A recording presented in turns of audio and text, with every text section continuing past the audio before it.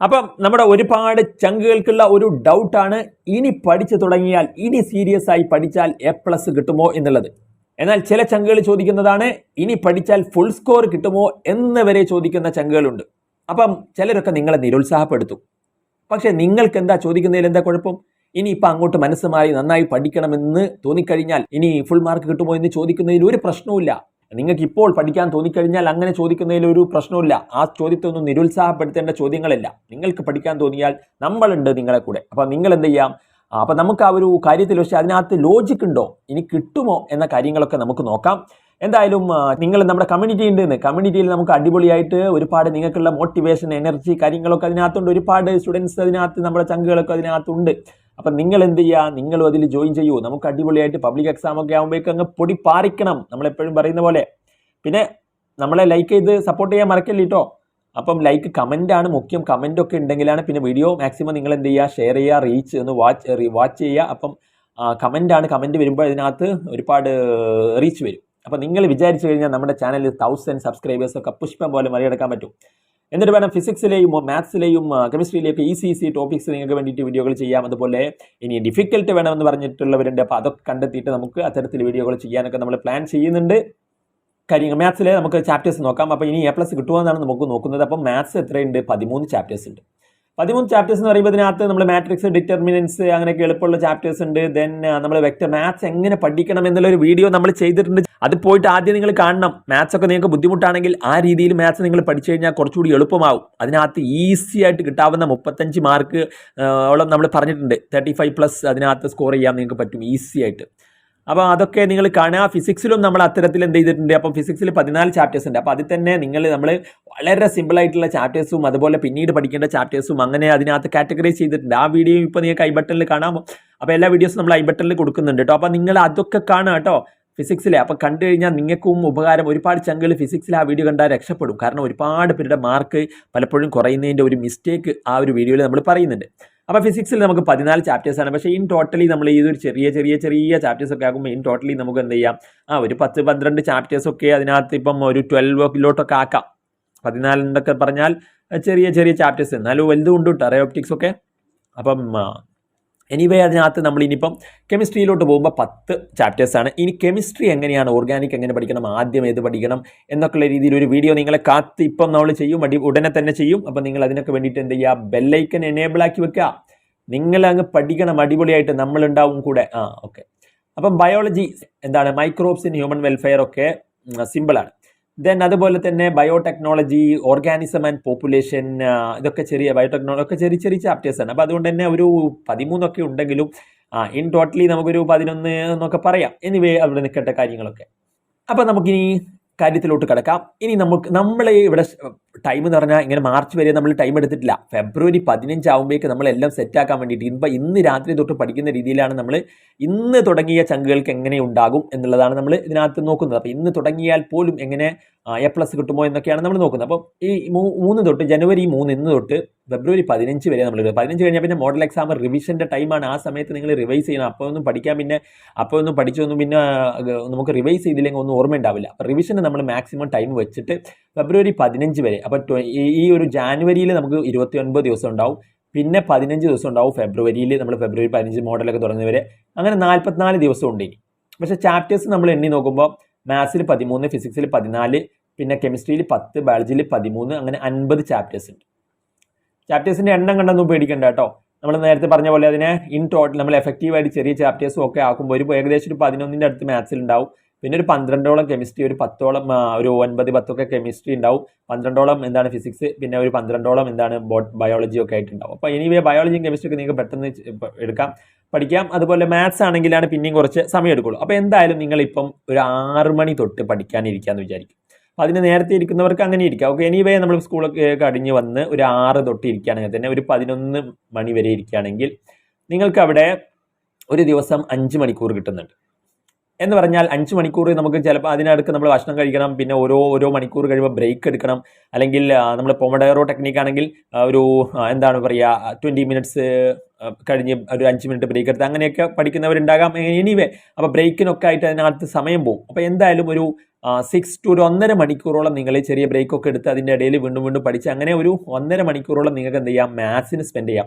അപ്പം ആദ്യം തന്നെ ഞാൻ മാത്സ് പഠിക്കുന്നൊന്നും ഞാൻ ജസ്റ്റ് ഒരു റഫ്ലി എഴുതിയതാണ്. കാരണം ചിലർക്ക് ചിലപ്പം ബയോളജി ആയിരിക്കാൻ ബുദ്ധിമുട്ട്. അപ്പം നിങ്ങൾക്ക് എനർജി കൂടുതൽ പഠിക്കാൻ എനർജിയുള്ള ആ ഒരു ഉണർവൊക്കെ ഉള്ള സമയത്ത് നിങ്ങൾ ആ ഒരു ബുദ്ധിമുട്ടുള്ള സബ്ജക്റ്റ് പഠിക്കുക. അപ്പം നിങ്ങൾക്ക് അതിനനുസരിച്ച് ഞാൻ ഇപ്പോൾ ഒരു റഫ്ലി ഒരു എക്സാമ്പിൾ പറഞ്ഞതാണ് മാത്സ്. അപ്പം നിങ്ങൾക്ക് ഈ ഒരു ഫസ്റ്റ് എടുക്കേണ്ടത് വേറെ സബ്ജക്ട് ഫിസിക്സ് ആണ് ബുദ്ധിമുട്ടെങ്കിൽ നിങ്ങൾക്ക് ഫിസിക്സ് പഠിക്കാം. അപ്പം എന്തായാലും നിങ്ങൾക്ക് ബുദ്ധിമുട്ടുള്ള സബ്ജക്റ്റിന് കൂടുതൽ ഒരു ടൈമൊക്കെ അലോട്ട് ചെയ്തിട്ട് അങ്ങനെ പഠിക്കാവുന്നതേ ഉള്ളൂ. അപ്പോൾ എന്തായാലും ഫസ്റ്റത്തെ നിങ്ങൾ എന്ത് മാത്സിനൊക്കെ പൊതുവേ എല്ലാവരും ജനറലി പറഞ്ഞതാണ് ഒരു 1.5 മണിക്കൂർ. കാരണം മാത്സ് ചെയ്ത് പഠിക്കാനും ഒക്കെ ഉണ്ടാവും. അപ്പോൾ എന്തായാലും ഒരു 1.5 മാക്സിമം ടൈം മാത്സിന് വേണ്ടി വരും. പിന്നെ നമ്മൾ പിന്നെ ബ്രേക്കാണ് ഒരു 10 മിനിറ്റ്സ് ബ്രേക്ക് എടുത്താൽ പിന്നെ 7:40ക്ക് അതിൻ്റെ ഇടയിൽ ഫുഡൊക്കെ വേണമെങ്കിൽ കഴിക്കാം. 7:40 to 8:50 വരെ പിന്നെ നിങ്ങൾക്ക് എന്താണ് നിങ്ങൾക്ക് ഫിസിക്സ് പഠിക്കാം. അപ്പോൾ ഒരു മണിക്കൂറും 10 മിനിറ്റൊക്കെ നമ്മൾ ഫിസിക്സിന് കൊടുത്തിട്ടുണ്ട്. കാരണം ഫിസിക്സിന് കുറച്ചുകൂടി ഡെറിവേഷനും കാര്യങ്ങളൊക്കെ പഠിച്ചെടുക്കാൻ കുറച്ച് സമയം വേണ്ടി വരും. പിന്നെ 1 മണിക്കൂർ തിയറിയാണ് കെമിസ്ട്രി കൂടുതലും, അതുകൊണ്ട് 1 മണിക്കൂർ നമ്മൾ 9 to 10 കൊടുത്തു. പിന്നെ 10:10 തൊട്ട് അതിൻ്റെ ഇടയിൽ വീണ്ടും 10 മിനിറ്റ് ബ്രേക്ക് ഉണ്ട്. ഓരോ സബ്ജക്റ്റ് കഴിഞ്ഞാൽ നമ്മൾ 10 മിനിറ്റൊക്കെ ബ്രേക്ക് എടുക്കുന്നുണ്ട്.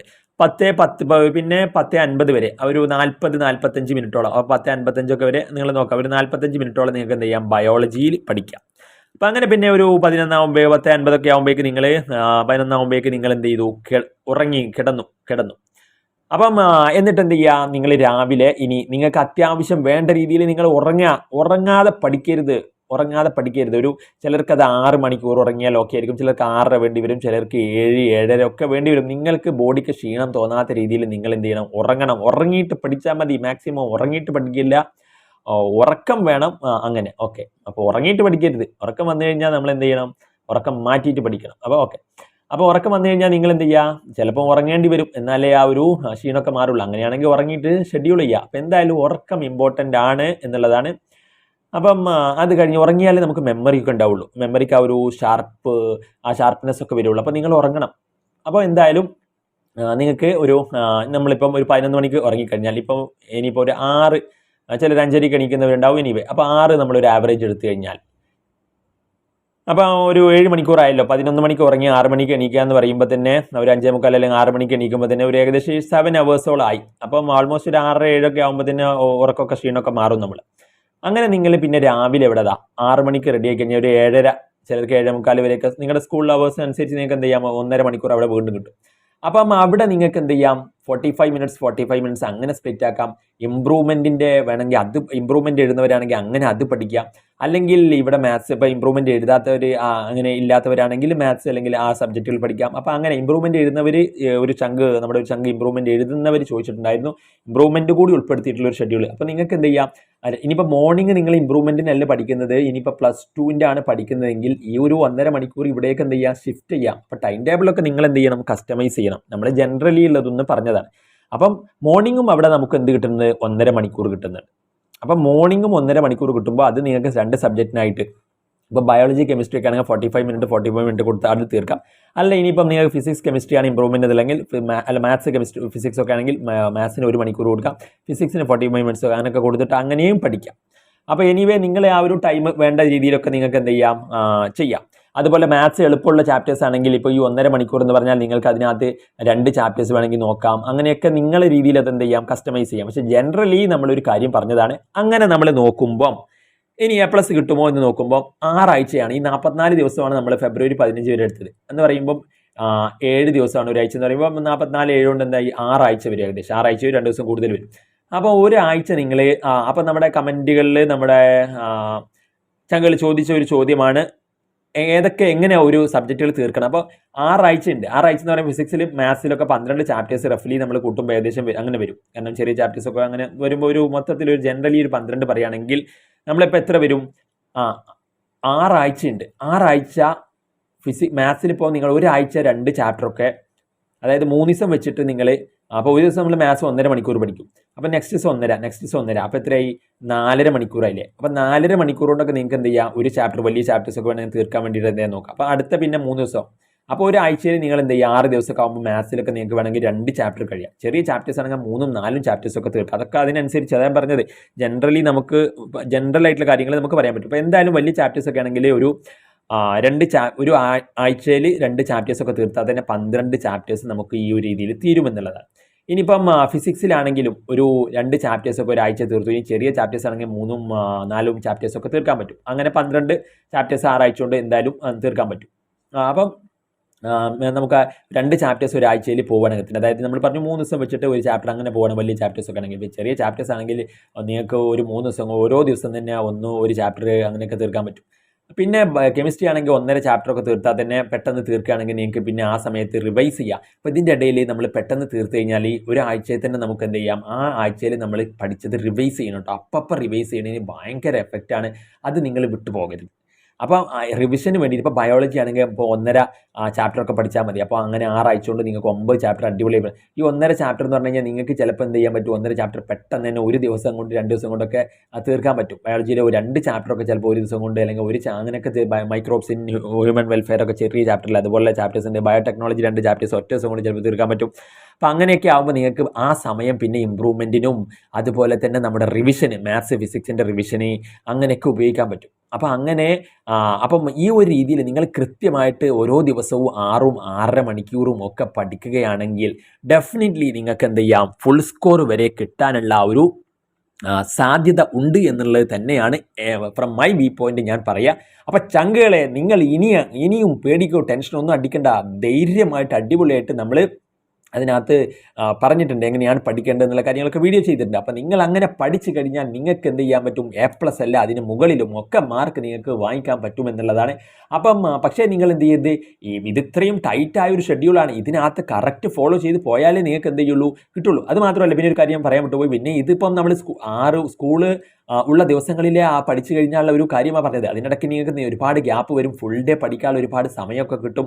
അപ്പോൾ എന്തായാലും നിങ്ങൾക്ക് അടിപൊളിയായിട്ട് നല്ല മനസ്സ് വെച്ച് കഴിഞ്ഞാൽ മാർക്ക് വാങ്ങിക്കാവുന്നതേ ഉള്ളൂ എന്നാണ് അതിനകത്ത് ലോജിക്ക് ഉണ്ട്. ഇനി പഠിച്ചാൽ പോലും ചങ്കുകളെ നിങ്ങൾ ചോദിക്കുന്നതിനകത്ത് ഒരു കുഴപ്പമില്ല. A+ അല്ല ഫുൾ സ്കോർ വരെ നിങ്ങൾക്ക് എന്ത് ചെയ്യാം, നേടാമെന്നുള്ളതാണ്.